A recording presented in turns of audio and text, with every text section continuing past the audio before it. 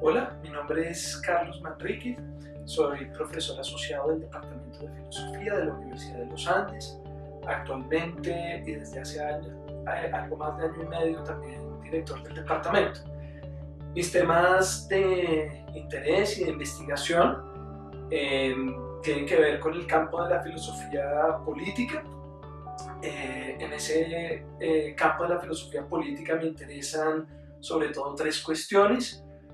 Una es la pregunta por la relación entre religión y política en las circunstancias complejas del mundo contemporáneo. Otra es la pregunta por las formas de organización y denunciación política que crean y producen e inventan los movimientos sociales y los colectivos populares.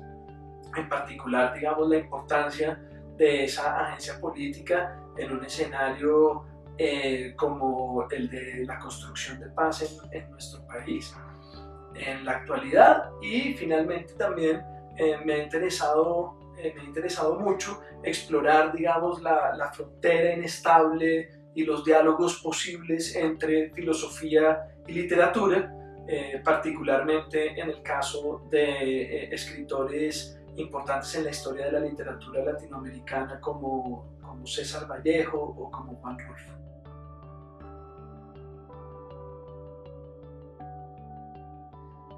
Yo estudié mi pregrado en filosofía en la Universidad de los Andes entre 1996 y el 2001. Cuando terminé mis estudios de pregrado, estaba muy interesado en el campo de trabajo filosófico que es la filosofía de la religión, y no encontraba, digamos, en nuestro medio muchos, digamos, espacios para seguir explorando en ese campo. Por eso fui a estudiar a Estados Unidos. Hice una maestría en estudios interdisciplinarios sobre las religiones en la Universidad de Chicago, y después allí mismo hice mi doctorado con un énfasis en filosofía de la religión y el papel, digamos, de ciertas discusiones en las que se cruza la filosofía de la religión y problemas de la filosofía política contemporánea. Bueno, yo decidí estudiar filosofía porque desde entonces estaba convencido, y aún lo estoy, de la capacidad que tienen ciertas experiencias de pensamiento y la capacidad que tienen ciertas formas, digamos, de experimentación teórica y conceptual de alterar nuestra mirada sobre las cosas y permitirnos comprender nuestra realidad de otras formas que pueden, digamos, potenciar nuestras posibilidades de vida, tanto a nivel individual como colectivo. Cuando yo entré a la Universidad de los Andes, entré a la carrera de Filosofía y Letras, porque también pienso que esa potencia crítica y transformadora de nuestra mirada la tiene la literatura. Cuando yo estaba en segundo semestre, se separaron las dos carreras, y en ese momento decidí seguir estudiando filosofía, fundamentalmente porque me parece que las clases que había tenido eran más retadoras, y por esa razón seguí estudiando filosofía. Del pregrado en la universidad tengo muy buenos recuerdos, algunos, digamos, académicos y algunos relacionados con actividades extracurriculares. En el campo, digamos, del trabajo académico, pues tengo muy buenos recuerdos de las clases del profesor Lisímaco Parra, que me parecía que eran clases muy refrescantes por el esfuerzo que hacía en ese entonces Lisímaco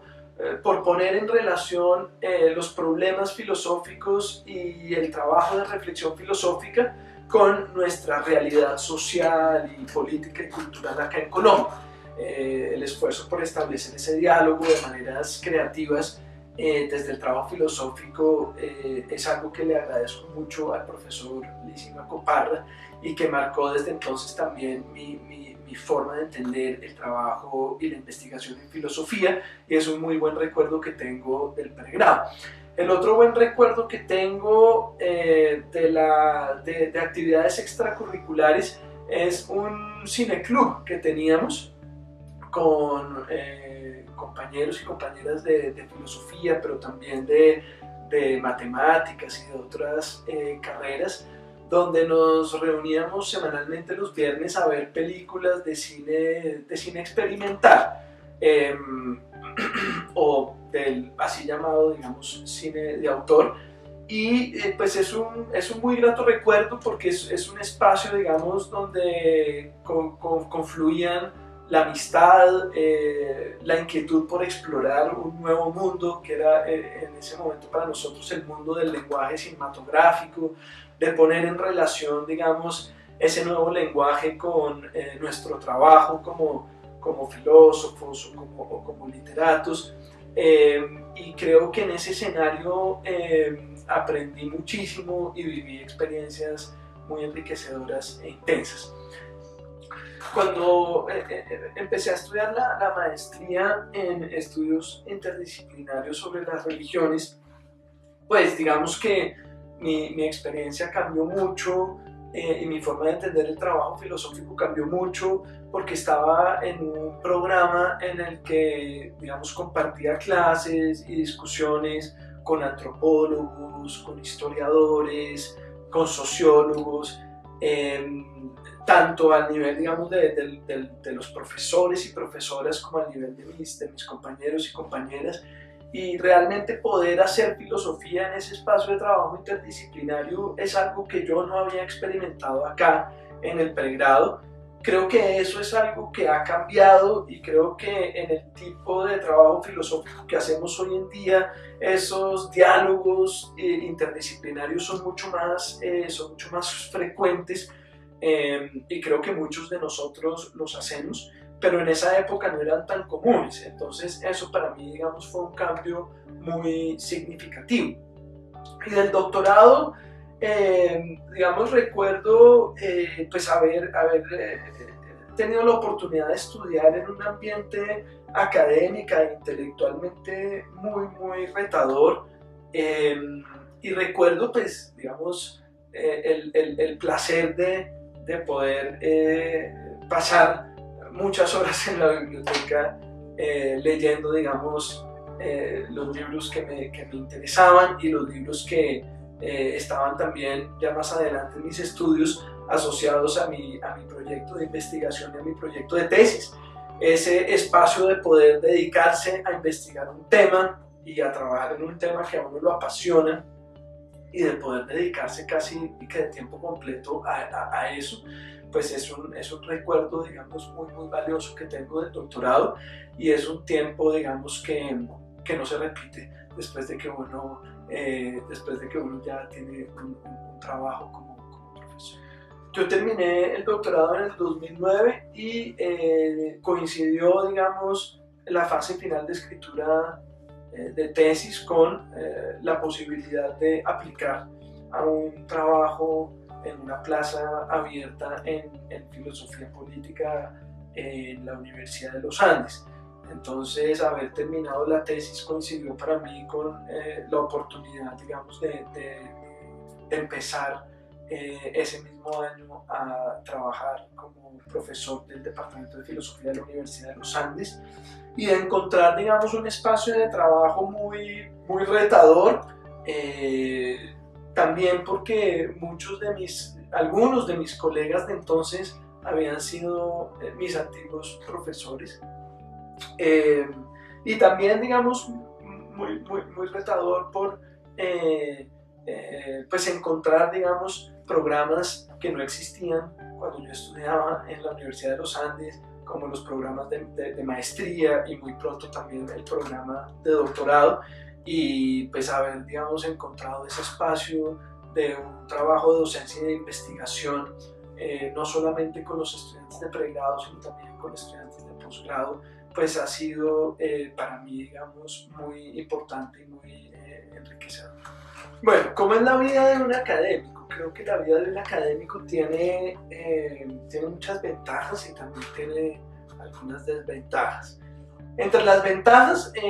me parece que hay algo en la vida académica que es muy estimulante, y es que como profesor o como investigador, uno tiene que estarse, digamos, reinventando constantemente. Es un trabajo que implica una alta dosis de creatividad, no solamente, digamos, por la necesidad de estar construyendo nuevos cursos, pensando en nuevas estrategias pedagógicas, sino también porque las trayectorias de investigación siempre son trayectorias que se ven motivadas por la emergencia de nuevas preguntas, por la necesidad de explorar esas preguntas desde otros ángulos, en diálogo con otros discursos, bien sea en la disciplina o por fuera de la disciplina. Entonces ese carácter, digamos, de constante reinvención, de constante renovación, me parece que es algo muy estimulante y apasionante de la vida académica. Por otro lado, el trabajo académico tiene la característica de que, a diferencia de otros trabajos, no es un trabajo que uno pueda dejar a las 5 de la tarde en la oficina cuando sale, sino que es un trabajo que lo persigue a uno constantemente y casi que hasta en los sueños. Entonces, digamos, es un trabajo que está constantemente exigiendo nuevas alternativas, nuevas preguntas, cómo voy a enseñar esta clase mañana, cómo voy a formular esta pregunta de investigación, y en ese sentido es un trabajo que uno nunca puede dejar de lado, y eso es apasionante, pero también a veces puede ser, en ocasiones puede ser un poco agobiante, y me parece que hay un reto allí para nosotros de poder lidiar, digamos, de maneras constructivas con eso. Para mí un estudiante ideal es un estudiante que en el trabajo, digamos, en la clase o en el trabajo de tutoría, digamos, en el proceso de su investigación y en la interlocución conmigo como docente o como tutor, un estudiante que logra ver su mirada sobre las cosas alterada en esa conversación, que logra que esa conversación lo lleve a poder ver las cosas desde otro ángulo, a poder comprender ciertas realidades desde otra perspectiva que no había sido tenido en cuenta por él o por ella en un comienzo. Creo que ese movimiento es fundamental. Para mí, pues un consejo para los estudiantes y para las estudiantes es que logren encontrar temas de investigación que las y los apasionen. Ese sería un primer consejo. Y que encontrando preguntas, problemas o temas de investigación que las y los apasionen, logren también inventarse nuevos recursos y nuevas maneras de perseguir, de explorar esas preguntas y esos problemas. No aceptar simplemente los métodos ya instituidos, no aceptar simplemente las formas de hacer trabajo académico ya, digamos, institucionalizadas, sino tener siempre, digamos, la inquietud por buscar nuevas formas, digamos, de pensar, de teorizar, de conceptualizar, de hacer un trabajo académico que nos ayude a comprender mejor las realidades que nos rodean y que nos afectan. Y eso para mí requiere siempre de un ejercicio de experimentación, de un ejercicio que implica buscar nuevos recursos,